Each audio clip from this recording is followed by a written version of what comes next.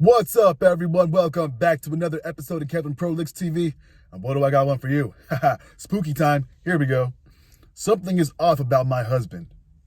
All right.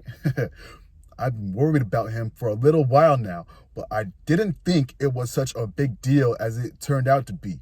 Really, I still don't know that I would have reached out if it wasn't for our kid. I guess it all started a few months back. My husband, I'll call him James, and I had a bit of an argument. This wasn't super abnormal, but I do admit that I think I took it a little bit too far this time. We've been working on it, but this was one of those times where your emotions just take over before your brain can go, hey, you know what? Maybe you shouldn't do that. But there we were, fighting again, and I said what I said, and he left. This actually was weird. He's never just up and left before, and I felt this pain in my chest right after the car left the driveway. After a few hours, I tried to call him. At the time, I let it go, figuring he was just mad at me still. Hell, I'm still mad at myself for it. Maybe then things would be different. A few days passed, and I tried calling him again and again and again. Every single time, my phone would ring for a few minutes and then go to voicemail. On day 4 or 5, I can't remember, it started to go straight to voicemail. I still almost wondered if he was actually going to leave me this time and was just ghosting me. But we're married, so it's not like that's really an option, right? So I finally gave in and called one of his friends. He actually did pick up. So James probably hadn't gone to him. I figured we talked for a second and I came clean about what happened. I told him how I was scared now. It had been almost a week since we'd even heard from my husband. How could I not be? The friend hasn't seen him either. My heart sank. I tried a few more of his close friends, and they were still nothing. I even called James again to leave another voicemail in hopes he was just screening my calls. Still nothing. I think that was when I stopped sleeping too. Nothing was working. I laid awake every single night knowing that the love of my life turned up dead. There would be nobody to blame but me. I would have to break the news to our daughter, and she would hate me even more than I already hated myself. All over a stupid argument? I filed a missing persons report 2 days later. The only reason I'd waited that long was because of the argument. He was a grown man. He could absolutely handle himself. He's tall, over 6 feet, and strong too. It's not like an attacker could take him down very easily. If something did happen, I knew I'd be suspect number one. And admitting that we've been fighting would only make me look more suspicious. But I just couldn't bear to think of my husband really actually being dead. So I reported it. Another week passed, but they did find him. Thank God. They never did find our vehicle, but he was saved. So there wasn't anything I could really complain about. Cars are replaceable. A husband and father is not. I've never wanted to have to replace him. I've never wanted to replace him until now. All of that is just backstory for right now. He's been back and living with us for about a month, but something about him is just so wrong.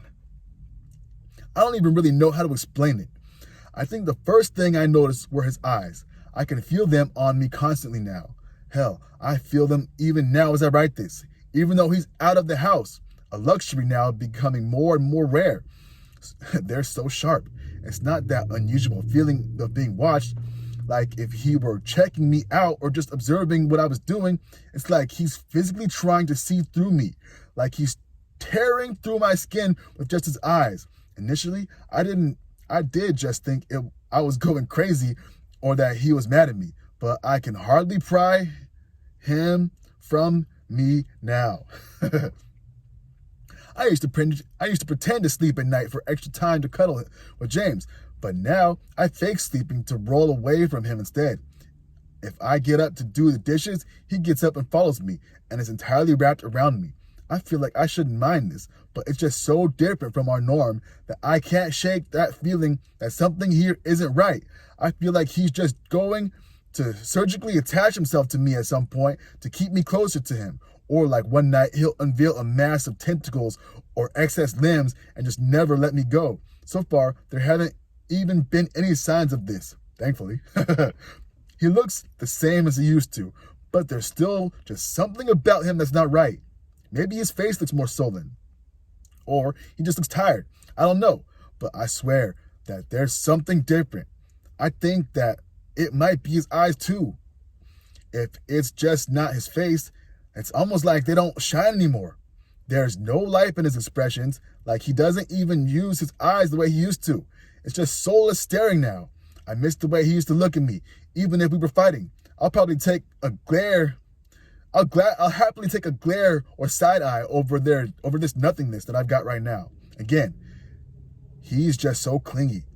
He's been showering with me, which she's never done before.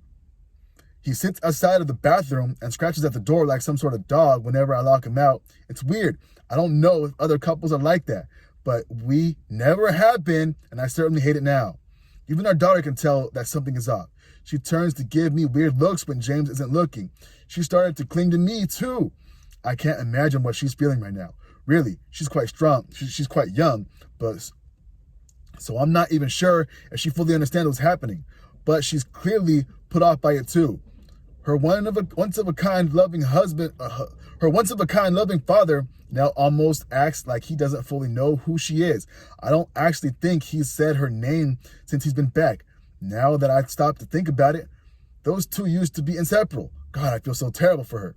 Then there's his midnight activities. I don't know what it is or what the right word for it, but I suppose it's work. Every night he's been getting up and just leaving our bed. I don't know if he's got an actual schedule for it, but it's always sometime between 1 and 2 a.m. I don't think he knows that I'm even awake, but he awake when he does it.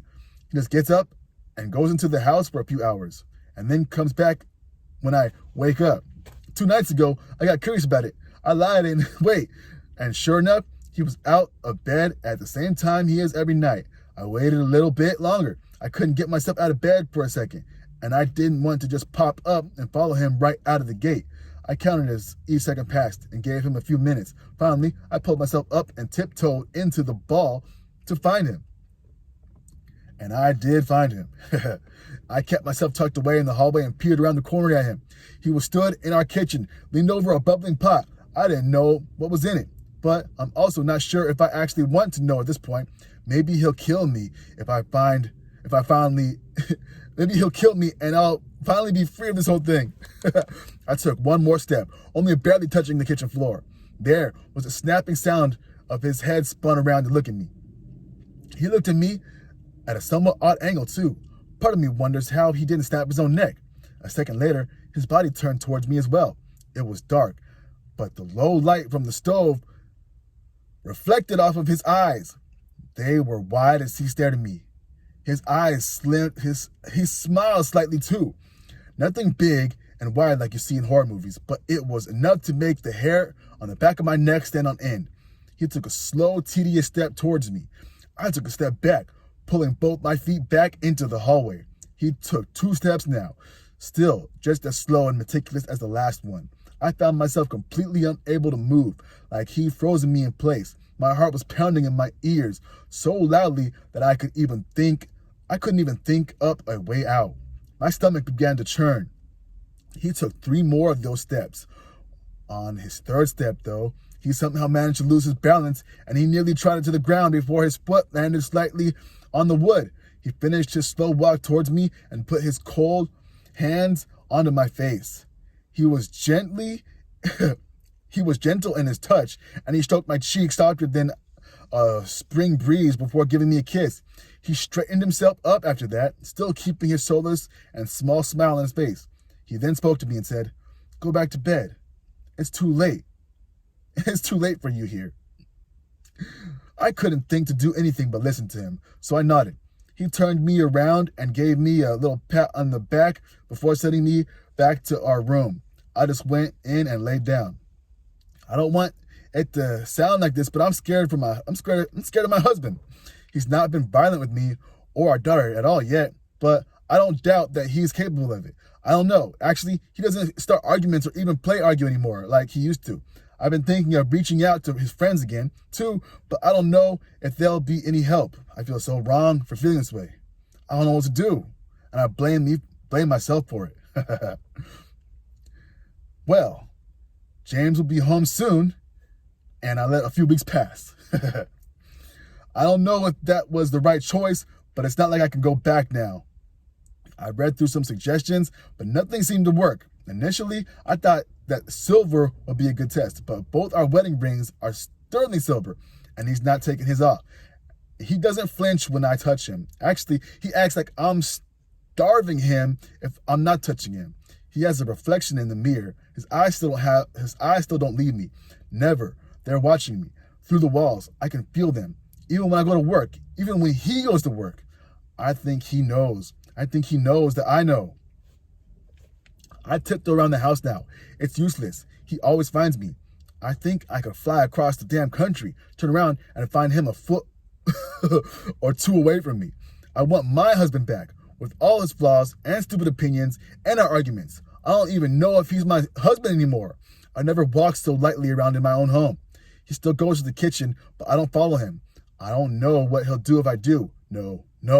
I don't follow him. I lay in bed. I watch the light dance on our ceiling. Sometimes I think I hear distant laughter, but I know our daughter is sound asleep in the other room. It bubbles up and spills onto my face. It burns. God, it burns so badly. I feel like I can't see. The smoke from it fogs up my glasses, and then I can't see. I thought that losing him would be the worst part of all this, but now I think having him back is even worse. I hate to say it, but I almost wish he had died back there. I now realize that it still wouldn't have been my fault. This imposter isn't my husband. My husband doesn't treat me this way. He never has. Not until now, and now that he is finally giving me the love I've been fighting for, I can't stand it. I don't want any of it. I just want the real James back. At this point, I think I would trade myself for him. At least then our daughter would have one of her fathers in his right state of mind. James has stopped cooking too. I didn't even notice until that night in the kitchen, but that's the only time he's ever in there when he's not wrapped around me. I still don't know what he's doing in there. I don't want to find out. Maybe if I'm lucky, he'll fuck up whatever he's cooking and poison himself, and this whole thing will be over. That brings me to where I am now. I've seen the comments. I know there's probably some better way to take care of this, but I'm lost. Nothing has seemed to work. No iron, no, not garlic, not silver, not any of the stuff they say will protect you. I'm going to burn sage in our apartment the next time he leaves, and if that fraud chokes on the smoke and finally gets out of here, I'll be better off for it. If nothing else, I still have one more idea. I don't want to get around to that point, but I don't know what else I could do or if I could live with myself. Plus, what would our daughter think? I don't want to put that weight on her. I finally managed to get the shower to myself. He still sits outside and scratches the door. You can see where he's peeled off the paint. The wood beneath has a pretty pattern, wood grain, and it's one of my favorite, I think. The way it just swirls around there is so nice. I think I could trace my finger over it and over again right there on the door. All I could do now is curl my hands together and dig my fingernails into my own skin to prove that I'm real. I'm the human one here. I'm going to put things back the way they're meant to be. I hate the conclusion I've come to, but what choice do I have? Really, he's left me with nothing. Absolutely nothing. I worry that I've already come to my conclusion. I can't stand it anymore. I just can't. I need him gone. I need to protect our daughter. I don't think I could live with myself if anything happens to her. When I look at my hands, all I can see is red. I know what I'm going to do. I'm going to protect my family. I'll keep standing over the sink, washing my hands, trying to get the effing red off. But it stares at me it stares at me just as soullessly as my husband does. And I don't know what there's left for me to do, but I finally got rid of him. I will return with another update. End. Whoa! What the hell? All right. That was a pretty interesting one. Anyway, let me know down below what you think. If you like stories like this, make sure you let me know. Anyway, this has been another episode of Kevin Prolix TV. Like, comment, subscribe, and share. Hit me with a super chat in the description box.